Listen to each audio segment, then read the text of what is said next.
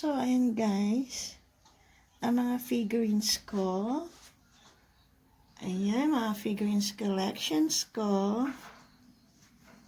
Ayan.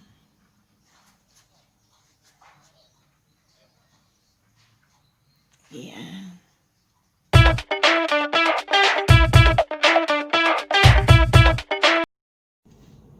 Hi guys! Welcome back again to my channel. Today's vlog is mag-haul ako ng glass display cabinet. Display glass cabinet. Or kahit ano. So, bibili ako noon and then i-assemble namin at ipapakita ko sa inyo kung ano mga ilalagay ko, mga figurines, mga display doon. So, stay tuned guys. Yan ang haul ko, ayan ang vlog ko ngayon. Haul,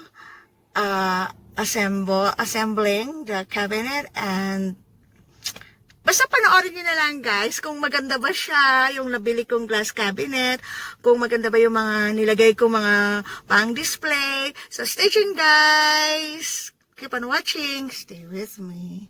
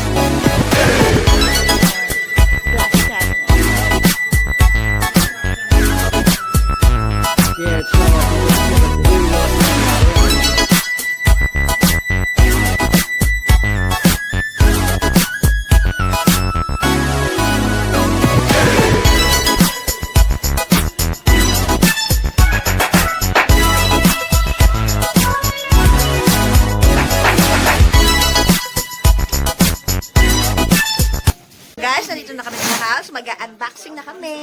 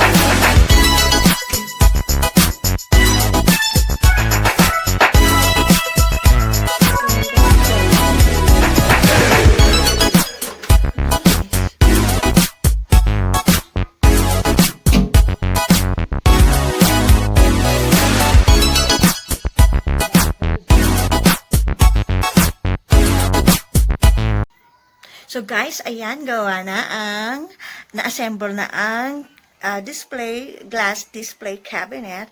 Well done to my husband.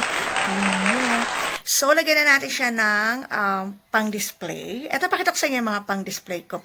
Mahilig talaga ako sa mga figurines. Kahit nung araw, nung unang-unang bili ko ng bahay doon sa Olongapo, meron kaming divider. Puro mga figurines ang mga pan-display ko. Pinapagalitan ko pa yung mga kapatid ko pag nakakapasag pa sila. So, ayan, hanggang ngayon mahilig pa rin talaga ako sa mga figurines. Pakita ko sa inyo. Yeah, actually, papadala ko na yan sa Pilipinas. Para yung, kasi meron akong nabiling bagong bahay doon at doon ko na lang i-display ang mga figurines na yan. Eh kaso nakabili nga kami dito, kaya gamitin ko na lang, hindi ko napapadala. Dito ko na lang gagamitin.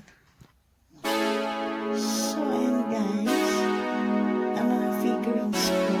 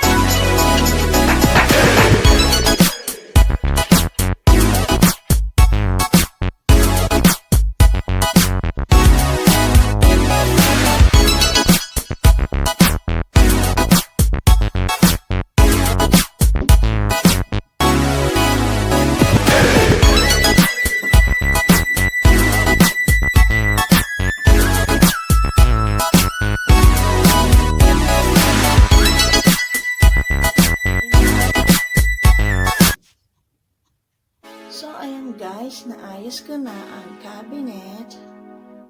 Ayan.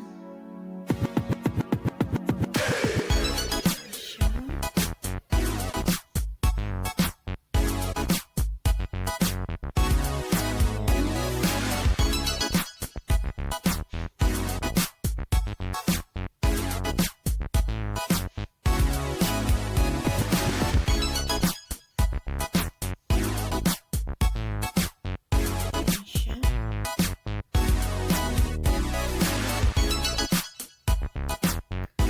Kita ba?